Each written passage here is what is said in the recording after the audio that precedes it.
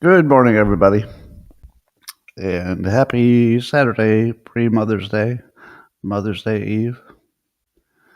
Let's get your comments working, and then we got a show for you.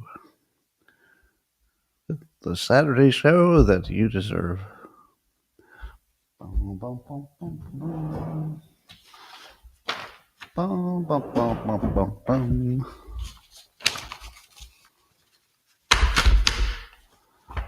Good morning, everybody, and welcome to the highlight of human civilization. It's called Coffee with Scott Adams, and you've never had a better time. But if you'd like to take a chance of taking this experience up to levels that nobody can even understand with their tiny, shiny human brains, all you need is a cup or mug or a glass, a tankard, chalice, stein, a canteen, jug, or flask, a vessel of any kind. Fill it with your favorite liquid. I like coffee. And join me now for the unparalleled pleasure, the dopamine hit of the day, the thing that makes everything better. It's called the simultaneous sip, and it's going to happen right now.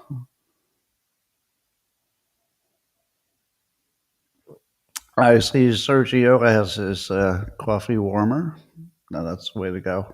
If you've never tried the coffee warmer, the little thing that stays hot when you put your coffee on it, you really should.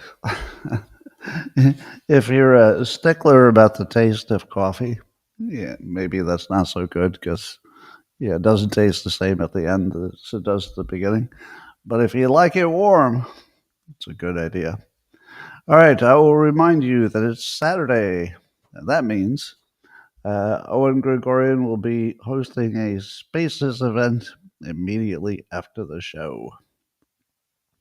So if you're on the X platform, just look for Owen Gregorian, or you could see me. I retweeted it this morning, so you can see it in my feed as well. The link to the Coffee with Scott Adams after party.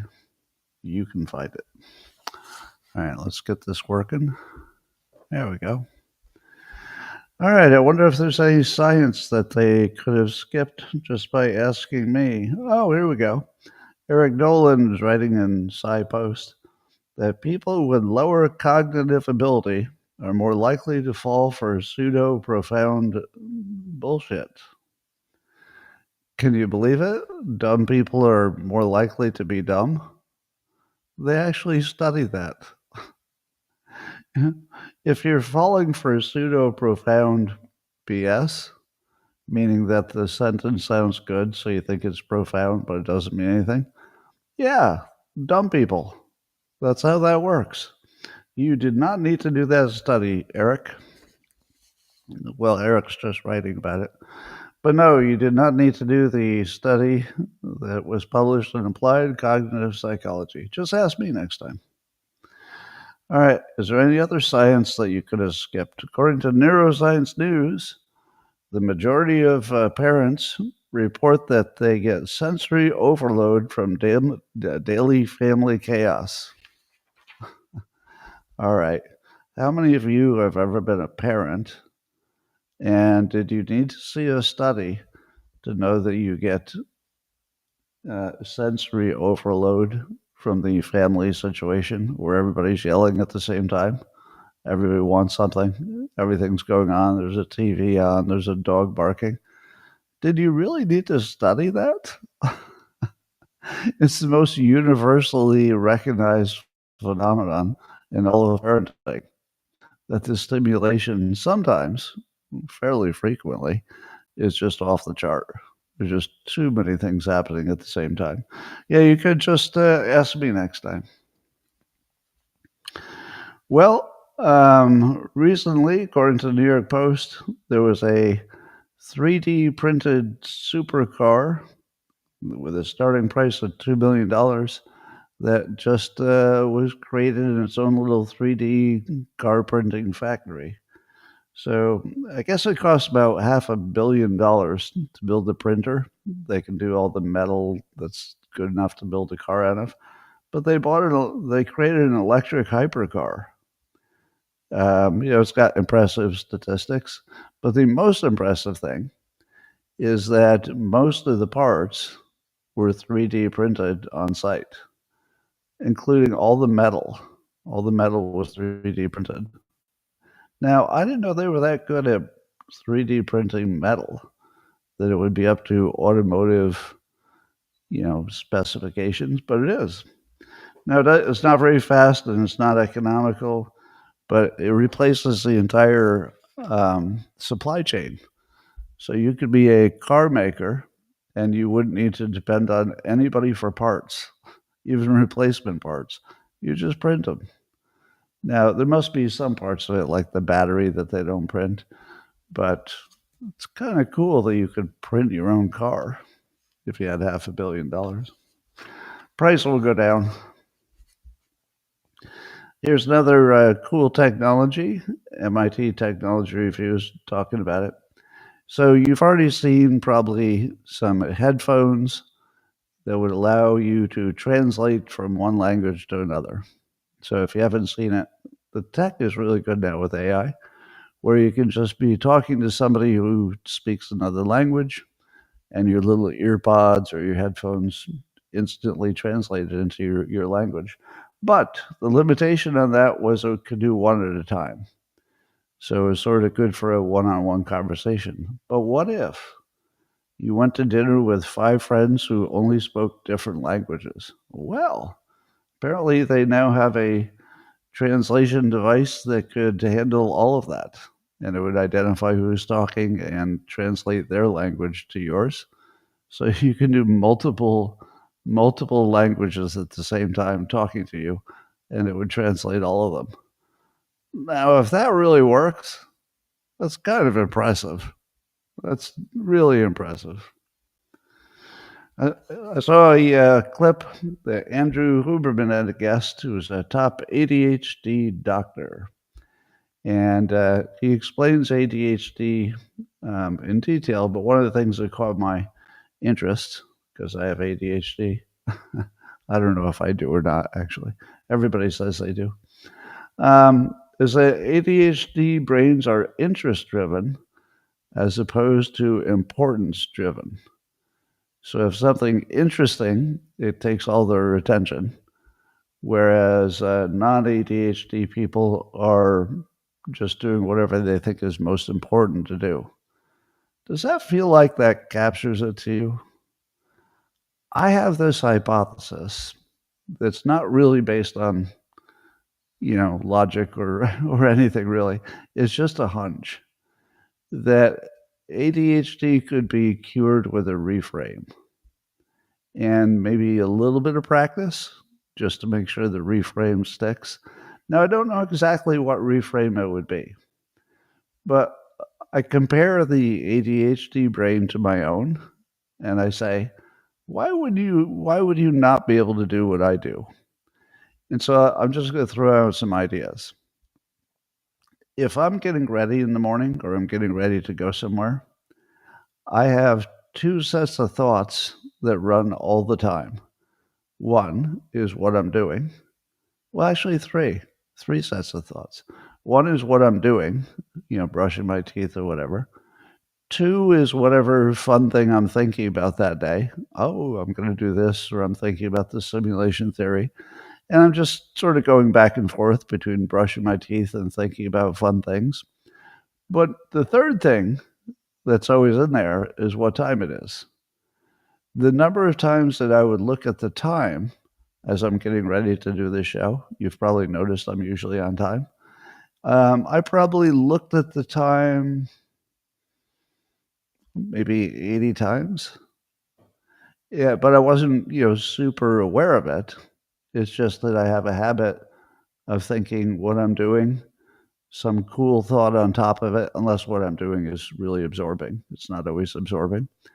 And then what time is it? And then I'm just doing those 3 things all the time. What am I doing? What cool thought am I having? What time is it? And I don't do anything but that. Now, are you telling me that people with ADHD could not be trained to think of 3 things and cycle through them? Really? Because one of the things I've noticed about ADHD people, I've known quite a few,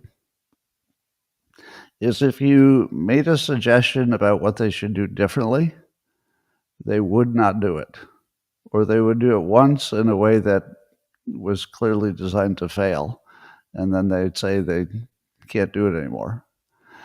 And I don't have any problems like that. I don't have any problems where if it really made a big difference in my life, that I wouldn't just keep poking at it. It's like, okay, that didn't work. Tomorrow I'll try this. Okay, that didn't work. Tomorrow I'll try this. And I would just keep trying things until something worked. But I've never seen an ADHD person do that. Now, is that because they can't focus on it? It feels like there's just a different set of interests, and not just what's interesting, but I think it's a lack of feeling that. Well, here's, I guess this is the provocative part. I'm usually also thinking about what would be the impact on other people if I'm late. Do you do that? When you're thinking about what time it is and you're thinking about getting ready, aren't you thinking about the impact on other people? Like they'll be mad at you if you're late? Because that's what I think when I'm getting ready for the show. I think, well, people will really be disappointed. And I never really lose that thought.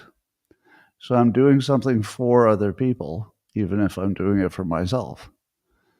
And I wonder if that's, do the ADHD people never think what would be the impact on other people? They must. But maybe they don't think about it when they're getting ready. Anyway, so I don't have the answers. I have more questions than answers. But I'm relatively positive that there's some kind of reframe that could be just practiced a little bit that would cure ADHD. But I don't know what that would be. I think it's doable, though. According to the New York Post, half of Gen Z job seekers believe that their college degrees have already been obsolete because of AI. Half? What kind of majors do they have that half of them think their jobs are obsolete? Well, at the same time they think their jobs are obsolete, I was watching Mike Rowe on a Benny Johnson podcast, and Mike Rowe was saying that there are 482,000 open jobs in the U.S. that nobody wants to take those jobs. Perfectly good jobs, but they might be, dirty jobs, and they might be in a place that you don't want to be, and that sort of thing. But at the same time that half the jobs are being eliminated, we've got a whole bunch of jobs that can't get filled. So you probably remember a Naval post on X. I won't be able. I hope I can paraphrase it, but the idea is that programmers would not be eliminating the job of programmers, with AI because it can do coding, but rather a programmer plus AI would be getting rid of your job. And it feels to me that if you add AI to the world, you've created more opportunity than you've taken away.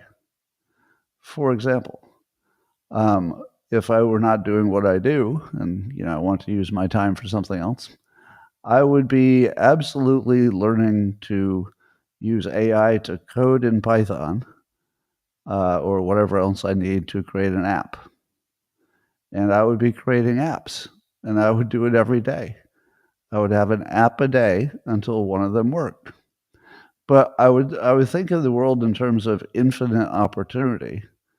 Even if the app doesn't last a year, you might be able to make a killing, and it's done in 6 months. But I think people have got to reorient their brain from AI is going to take my job to, oh my God, the things I could do with AI, because it's going to be available to everybody. Well, on the CNN, I saw a really dumb conversation with analogy thinkers. You know how I've told you a million times that if you're thinking in terms of analogies, you're not thinking. It just feels like thinking. So here's a perfect example. The question was, I guess Trump had decided that he doesn't want trans in the military. And the conversation around the table on CNN at the Abby Phillips show is that what if Trump decided against having blacks in the military? Because he's already decided trans, he doesn't want trans. Couldn't he just decide, as commander in chief, he doesn't want blacks in the military? Now, does that make sense to you to even ask that question? Because trans we see as a medical condition. And there's, a long history of medical conditions being banned in the military. Am I right? If you weighed 300 pounds, are you going to get into the military? No. If you were blind, are you going to get a job as a military pilot? No. So if they don't let blind people fly jets, is that one step away from banning black people from being in the military? No. No, black is not a medical problem. It's an analogy, and it's a dumb analogy. And the whole table was there. Oh, that makes sense. That's a good question. Yeah, what about that? What about that, huh? No, that's just freaking stupid. If the best you can do is that something reminds you of something else, that's not thinking. That's just something that reminded you of something else. So if the trans thing reminds you that in the past blacks were, kept out of various parts of civilization, that doesn't mean that banning one of them is going to lead to banning the other one. Yeah, you can't compare a medical condition to being black. That's the most ridiculous thing. So no, I don't think there's a risk there. Well, you also have the news story about the Newark mayor and 3 Democratic members of Congress who tried to interfere with an ICE facility, and they weren't supposed to be trespassing, so they got arrested. And once again, we see that the Democrats don't have any good ideas, but they have performance art, and they have ways to stop you from doing things. So this is where I call the difference between Democrats and Republicans the Yoda frame. The Yoda frame is that Republicans do and Democrats not do. All they do is try to stop the doing.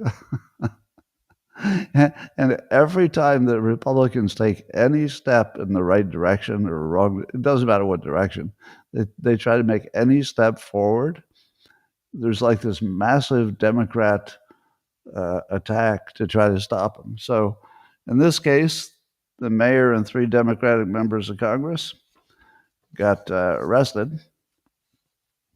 But remember that the election that wasn't too long ago with the Wisconsin Supreme Court seat, and all the smart people were saying, "Uh-oh, if this is lost to the Democrats, they'll have enough power in the court if somebody brings a lawsuit to potentially redraw the gerrymandered area and add some Democrats to the House and maybe take control." And sure enough, Mark Elias, remember I tell you that if you know what's happening, you don't know anything. But if you know who is doing it, well, you might know everything. So if you don't know who Mark Elias is, you should do a little research on that because his name pops up a lot. Yeah, and it's always in the context of changing the rules or the laws so that they're more friendly to Democrat power grabs. So here he is. He's filed a lawsuit with the Wisconsin Supreme Court. The AP is reporting exactly like we expected, and he's challenging the maps that are gerrymandered, which is an interesting approach because isn't everything gerrymandered? Don't we just sort of live with the fact that the party that's in power gets to gerrymander the state. Yeah. But apparently that's being challenged, and of course it will go to this Wisconsin Supreme Court, and almost certainly it's going to go exactly the way Republicans worried. It will be a Democrat making a Democrat decision for the benefit of Democrats. That's my guess. Meanwhile, you're aware that Trump has a bunch of crypto that's worth quite a bit, apparently. And Norm Eisen, which is another name you should know. Again, if you don't know who Norm Eisen is, you're not really understanding the world. Knowing him and what he does is key to understanding all of American politics. If you don't know that, who he is and what he does, you're really going to be lost. Everything will look confusing. Like, why is that happening? Why is that happening? Anyway, he was on Jim Acosta's podcast. Turns out they're good buddies. And Mike Benz is saying that if you sort of read between the lines, Norm Eisen was trying to get some prosecutor to go after Trump, or the Trump family maybe too, for something in crypto. Now, is there something specific that's illegal? Not that we know of. But would that stop Norm Eisen from, hoping you can get a prosecutor to look into it and find something that's not appropriate? It looks like that's probably going to happen. And he points out that 40% of Trump's net worth is in crypto. So if you really wanted to hurt Trump, that would be a big target. And the thing that's the creepiest about Norm Eisen is how happy he gets when he thinks about screwing Trump. You shouldn't be that happy. Like, you know what I mean? It's like, we really need to, a little too happy. Anyway, that'll be another case of Trump do, and maybe Norm Eisen stops him from doing. 15, according to Newsmax, 15 states are suing over Trump's move to fast-track oil and gas projects. So there are 15 states who do not want their economy to grow if it means that they're fast-tracking oil and gas projects. Now, this is another example of Republicans do, Democrats not do. Whatever it is that the Republicans want to do, there's going to be a Democrat who launches a legal challenge. How about this? Trump's going to reopen a little under 5,000 square miles of ocean off of New England for commercial fishing. It's something that had been an Obama-Biden era restriction on fishing in that area. Now, there has not yet been a legal challenge, but do you think there won't be? Of course there will, because Republicans do and Democrats not do. So, yeah, I think the fact that Trump opened it up will probably mean nothing in the long run, because the Democrats will find some judge to block it, because they always do. Post-millennials reporting on that. Here's something scary and I would not have expected. So apparently Justice Sotomayor went to an ABA event, the American Bar Association, all the lawyers, and said to the audience of lawyers, quote, "Our job is to stand up, and that, quote, we can't lose the battles we are facing. We need trained and passionate and committed lawyers to fight this fight." What fight? Fight this fight? What fight is she talking about?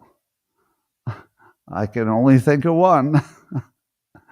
Did she just go into, as a Supreme Court justice, did she just go into an audience of lawyers and tell them that she's on their side and they're fighting against Trump? Because that's what it sounds like. That might be the least appropriate thing I've ever heard from a Supreme Court justice. It makes a mockery of the whole system. True enough. I saw a post on that by Carrie Severino, who was explaining it.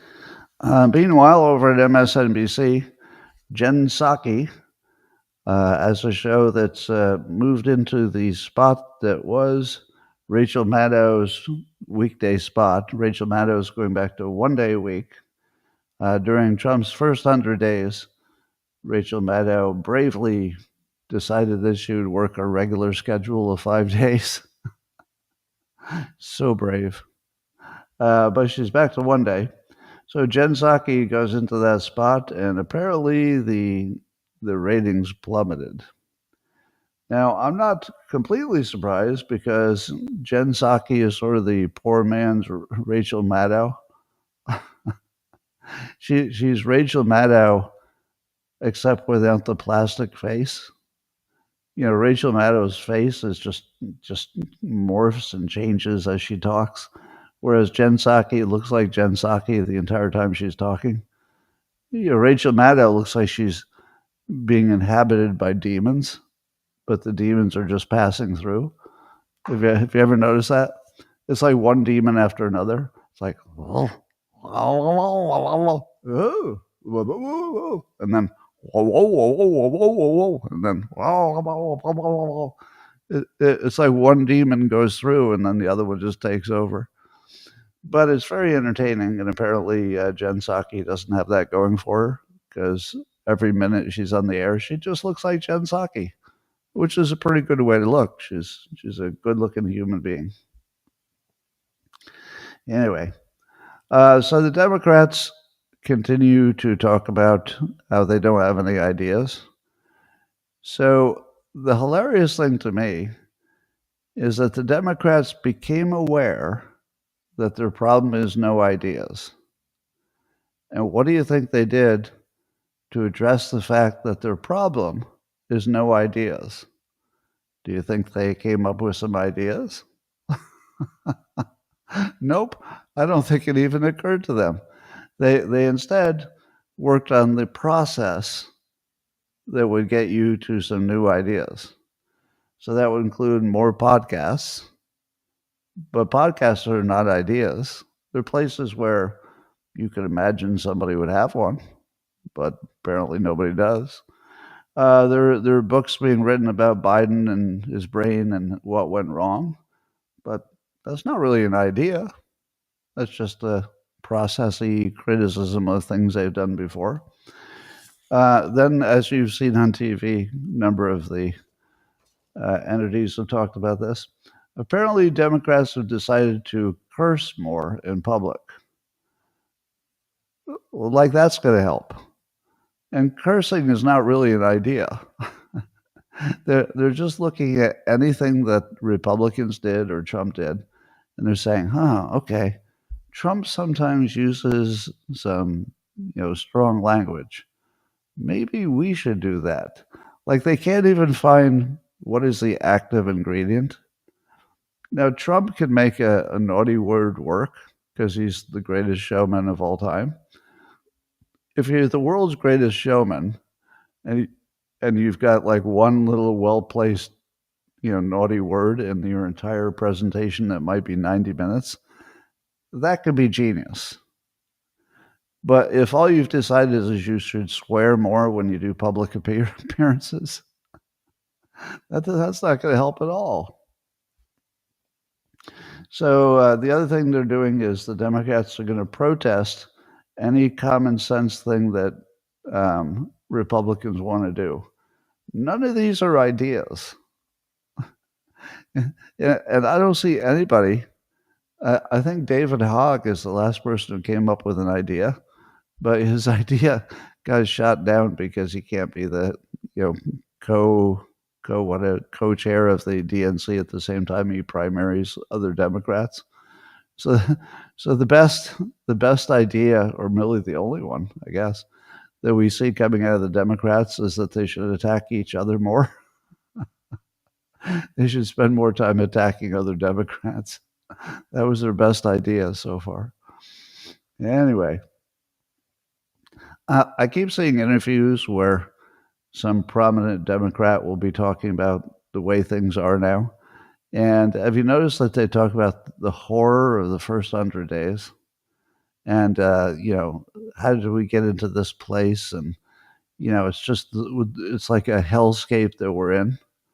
And I think to myself, how many of those Democrats are experiencing days that are much different from the day before and last year too?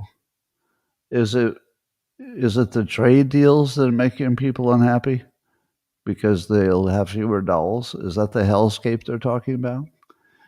Did their rights go away? Did they lose some rights that I'm not aware of? Was there something about the Maryland dad that's making people think they live in a hellscape? Because there was this one case about this one special situation. Is that the hell they're talking about? About trans athletes, um, the ones born male and playing on women's teams. If that's banned, is that the hellscape they're talking about? Is it the reduction of DEI, which is clearly just racist and illegal? Is that the hellscape? Have you noticed that they never give you any examples? Now, I get that if you were a company that's being affected by the trade deals, that would be tough for you. But the Democrats talk like it's obvious and universal and everybody can see that we're living in some kind of hellscape for the past 100 days. What exactly are they talking about? I mean, to me, it looks like we're doing okay managing wars. We've got a plan for trade that looks like, in all likelihood, it's going to give us better deals. What part is the hellscape? Is there something I'm completely unaware of? Is it the lack of dolls? Somebody needs to stop one of them and say, what is it? I mean, even if you're worried about Doge, the Doge thing has settled down. Have you noticed that Elon Musk is sort of staying out of the news, which I think is a smart play because Tesla stock is way up. But even Doge doesn't look scary anymore because they didn't really cut that much in the long run, and the department heads get to make the final decisions anyway. So what is the hellscape? I have no idea what they're even talking about. So I think somehow they've sold to their base that they're living in a hellscape without actually giving them any examples of what that might include. Well, here's some maybe slightly good news. JP Morgan Chase CEO Jamie Dimon, he visited the Palisades, the fire destroyed Palisades. And one of the buildings destroyed there was one of their branch banks. So he's got a direct interest. And as of today, only 31 building permits have been issued. They need 10,000. They've done 31. And Jamie Dimon, who I believe still, I think he identifies as a Democrat, but he's a very straight shooter, which is unusual for anybody. And so I always enjoy just looking at his quotes and the way he's thinking. But one of the things he said is, I'd change the name from red tape to blue tape because it's the Democrats who seem to want more regulations. Now, that's coming from a Democrat. Now, have you noticed that that's actually an idea? So Jamie Dimon comes in and he can give them an idea. They're starved for ideas, and he comes in, I got an idea. Why don't you get rid of some regulations? And then he has another idea because he was interviewed. His other idea, he goes, I would have this, big warehouse entity, because he was in a big warehouse when he was talking. And I would have all of the people involved in approvals for permits in the room every day so that, there's no delay. They can go talk to whoever. They've got all the resources there and basically make it a war room. where they're treating it like it's a emergency crisis situation to get the permits approved. Now, whether or not you like that idea or not, that's an idea. That's like a real idea. I would totally want to see that done. So, if the Democrats are being smart, and they're looking for ideas, don't have a podcast. Don't protest anything. Just go ask the smartest Democrat, Jamie Dimon, what the hell should we do? And he will tell you. He will tell you what your idea should be. And then you can go do the idea or press for it to be done. But it's not like they don't have anybody who knows what an idea is. There he is. He's one of the most public people you could ever have, and he's got ideas. How about they just grab some of those and run with them? But they won't. Would you be surprised that a Clinton judge has, Clinton appointed judge, has temporarily blocked Trump's reorganization plan for 20 federal agencies? No, you would not be surprised, because Republicans do and Democrats not do. They make sure the Republicans can't get anything done. Is there a reason that the judge blocked it? Doesn't matter. They could have just shopped for some judge that was going to do it, but they got one. I doubt there's a reason for it.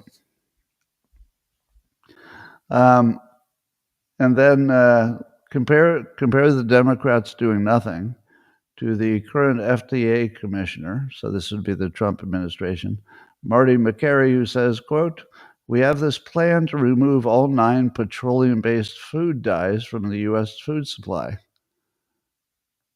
That's an idea. Are you telling me that no Democrat could come up with that idea to remove all the petroleum-based food dyes, which are implicated in various health problems? I don't know the total science, but obviously the FDA's looked into it. Like, that's an idea. So right down the line, it's Republicans have ideas, and my guess will be that Democrats will look to find a judge to prevent to prevent the FDA from removing 9 petroleum-based food dyes from the U.S. food supply, because it's the only thing they have. Their only play is, let's get a judge to stop those Republicans. Well, I don't know the details of this yet, but it looks like the Trump administration is now accepting South African white people from South Africa, who are feeling that they need to escape from South Africa because of race-based persecution that would be both violence and the taking of property. And I'm all for it. And as Stephen Miller was explaining, that this is exactly what our system was looking for.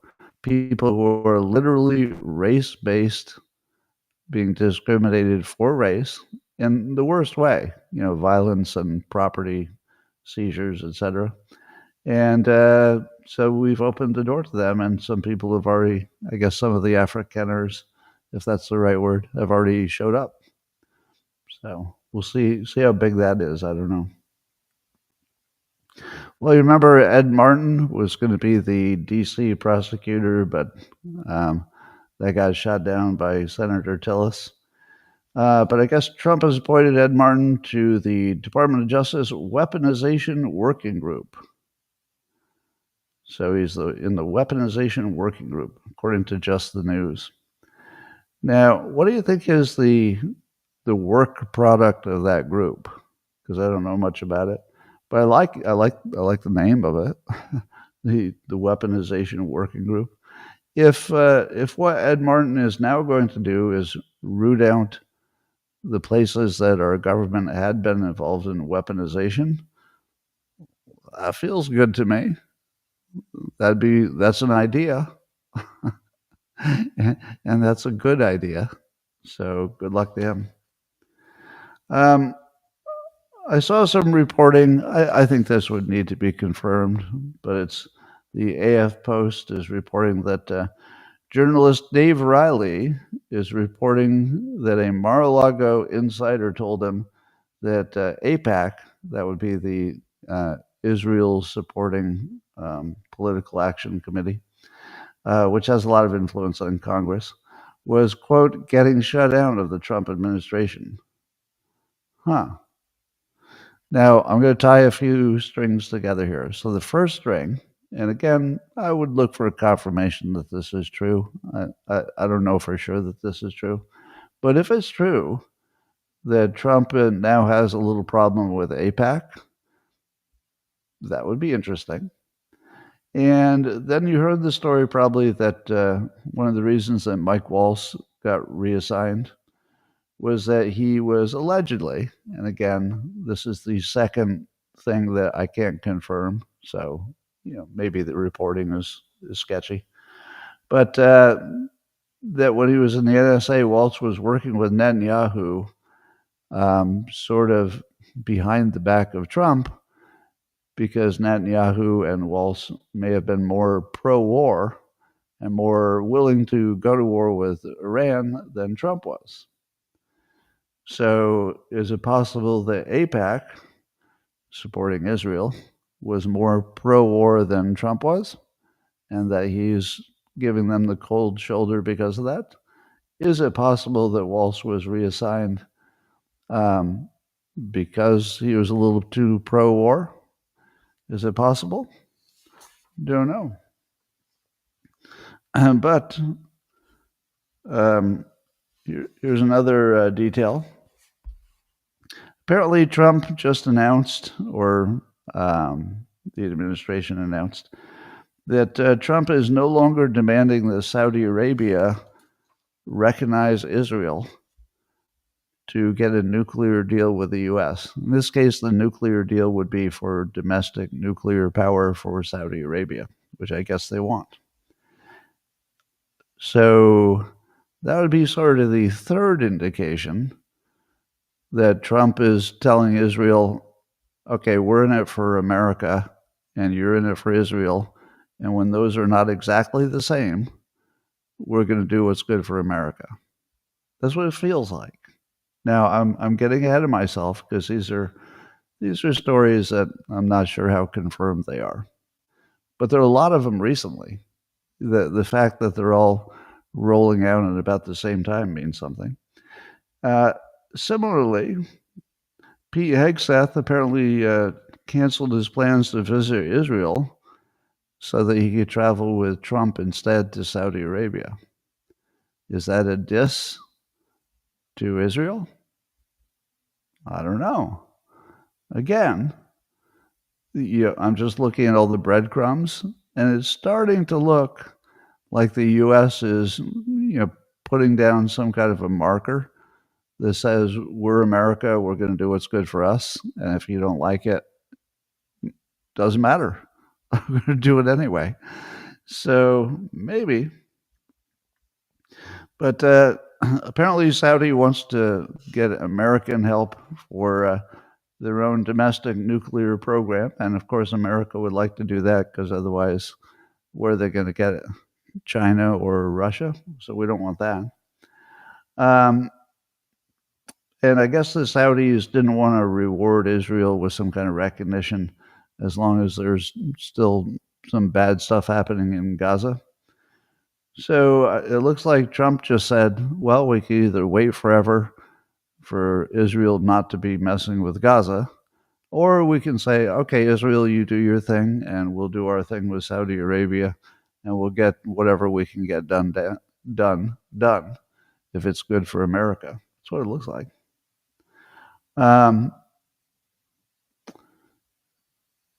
So, and then we also heard that the Israelis were not part of the decision that Trump and the Houthis made to not fight with each other, because the Houthis did not agree to stop attacking Israel. So there again, it looks like Trump said, all right, you're not going to attack American ships? Okay, we're done. And it looks like Trump did not hold out and say, we're going to keep bombing you until you don't bomb any of our allies. Nope. It looks like he just said, if you're not bombing us, that's good. And then Israel's going to have to figure it out. So, and then there was some suggestion that Trump might be looking for a deal with Iran that would not be to the specific liking of Israel. So, is any of this real? I don't know. But does it seem to you like there are way too many little breadcrumbs pointing in the right direction? I guess I mixed a metaphor there. Do breadcrumbs ever point in the right direction? Oh, yeah, I guess there could be a path of breadcrumbs. Yeah, okay, that makes sense. So it's starting to look like Trump is putting some distance between his own interests for America and Israel's interests. Is that good or bad? I don't know. I mean, it's hard to tell at this point. So we're hearing the first whispers of what the Trump tax package will have. You want to be really disappointed? Apparently, all this time they've been talking about the tax package and the big tax cuts and stuff. And now there's a sort of a draft that's going around. I guess I'll just call it that. So this is by no means the final proposal. But here are some of the things that are missing in the current view of what the tax policy might be. All right. The SALT deductions, those are the deductions if you have high state income taxes. I don't know if those will ever be put back in because those tend to be the blue states, California and New York, et cetera. So I don't think they want to reward the blue states. So I'm thinking that won't be part of it, but it could. There's no increase in taxes for the top incomes, although Trump had signaled that if they wanted to do that, he wouldn't say no, but he didn't want to, be too aggressive backing it because he thinks that, it would cause a political weakness. It doesn't mention anything about getting rid of taxes on tips and overtime, although that was one of Trump's promises. It doesn't include canceling taxes on Social Security, which again was Trump promise. It doesn't have a tax break for auto loan interest payments, which was a Trump promise. And it doesn't have a starting credit for family caregivers, which I guess had been promised at one point. And then apparently the Republicans are weighing up to a 21% tax on university endowments, which I also don't think is necessarily going to happen. So does it even look like the Republicans were doing anything? What were they doing in those meetings? If the best they could come up with is something that doesn't seem to consider anything that the president wanted, how's he going to sign it? It just feels like they didn't do any work. Now, of course, this is a first drafty kind of a release. Maybe they're just testing the public reaction to it. You don't know how serious it is, please. But it really doesn't look like they did any work. Like, I can't even criticize it for being what I want or what I don't want. It just looks like they didn't do any work. There should be at least something in there that makes me mad or makes me happy. But it looks like all they did was say, all right, well, let's just keep the taxes the way they are, and we won't have the automatic reversion to the old tax rate. We'll just keep it the way it is and go forward. That's called not doing any work. So, great job, Congress. According to Just the News, California is looking at an annual deficit of $10 billion, which is exactly the amount of illegal immigrant health care. So we can't say we didn't see it coming. The amount of health care for illegal immigrants is exactly the amount that we're being robbed of. I don't even know what to say about that. Like, there's no comment to add to that. It's like such a poorly managed state. It's just even hard to hold it in my head. Well, the good news is that the U.S. and Marco Rubio's team, it looks like they were deeply involved in getting India and Pakistan to agree to a ceasefire. Now, I think a week ago or so, whenever this started, I told you it wouldn't last long and it wouldn't turn into a nuclear war. And the reason is India and Pakistan do not want to have a nuclear war. Neither side wanted a nuclear war, but they also maybe didn't know how to back down. They didn't want to be the first one to back down. So this is one of those cases where the U.S. could really do something solid, which is sort of get in there as mediators, which apparently we did, and help them climb down from the aggression that was happening. And it worked. Apparently it worked. So now the president's got the Houthi thing that he can claim as a success, and India and Pakistan ceasefire, which he can claim as a success. He still needs a lot of work to do on Ukraine, and Gaza is still a problem. But those are two nice little wins for the first 110 days or whatever. Well, the X platform has received orders from the Indian government to block over 8,000 accounts in India. Now, X doesn't want to block any accounts just because the government told them to. So, unless if it violated their own standards, they would block them. But they don't want to do it just because some government asked them to, and in many cases didn't give reasons. They just said these 8,000 must be banned, or the entire X platform would be banned. So it looks like what X is going to do is they're going to comply, but only in India.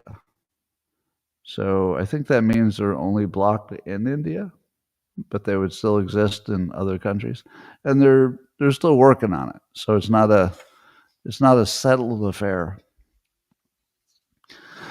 Well, this is the weekend in which the Chinese and American delegation is meeting in Switzerland. Just before I got on, there were some unconfirmed stories that the Chinese delegation had walked out without giving a reason. And then I read a few other stories, and it turns out they just broke for lunch. Now, that's not confirmed either. But does anybody have the most up-to-date information on that? Because I don't think the Chinese delegation was going to walk out without giving a reason. It seems far more likely it was a lunch break, doesn't it? So if you know anything about that, just put it in the comments. I don't think the talks broke down. They have so much they need to talk about. But it is a confusing situation because some say that Trump says he wants to go from 145% tariff to 80%, but others are saying it's going to end up at 34%. And it's weird that they throw those numbers around while they're negotiating.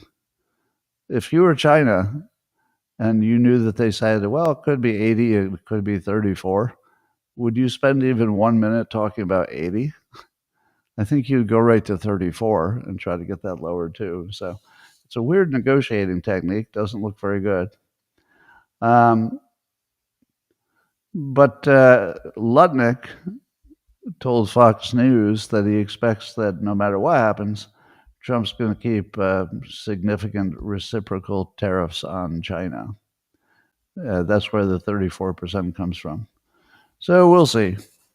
We'll see where that goes. I don't think there's going to be any, big successful announcements. I don't think the fentanyl thing is going to get solved. I think China will just game that system and nothing will change there. But we'll see. Meanwhile, Newsmax is reporting that the U.S.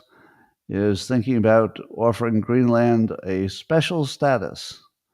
Now, the special status would be based on the model that we've used for some small island nations like Micronesia and the Marshall Islands and Palau, which apparently have, let's say, special arrangements with the United States without being part of the United States. So the United States provides various services, which would include security and maybe U.S. mail service and some other essential stuff. But they don't have to be part of the United States. However, we don't think that that would work in Greenland unless Greenland became free from Denmark, which is possible. So it looks like a completely practical, it does seem practical because we have a model in which we've done it before with these special arrangements with these little islands. And, they probably have low population too, like Greenland. The only thing that's a stopper is that Greenland is part of Denmark. So if you wanted, if you want to make this deal, first Greenland would have to say, we want our independence, but we'll be okay because we'll have this special arrangement with the United States, but we'll still be independent. And we can get out of that deal anytime we want. We'll just say we don't want in anymore. We're out. But the idea would be that the United States would offer them essentially free services. And in return, and they would also have no tariffs. So they would operate just like they're a part of the United States.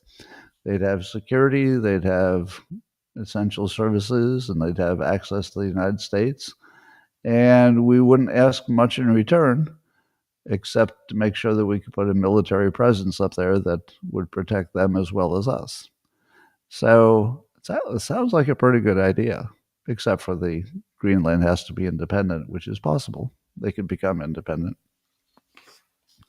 Well, I remind you that this is the end of the show, and there will be a Spaces event. That's the audio feature that X has, so you have to be on X. And Owen Gregorian will be hosting that just a few minutes after we finish here. So I like listening to that while I'm getting myself breakfast. And you can continue the conversation on these topics or anything else that you like. So you can look for that link in my X account or Owen Gregorian. You could just search for him on X. You'll find him. And I'll just say a few words to the local subscribers privately. And the rest of you, I'll see you same time, same place tomorrow.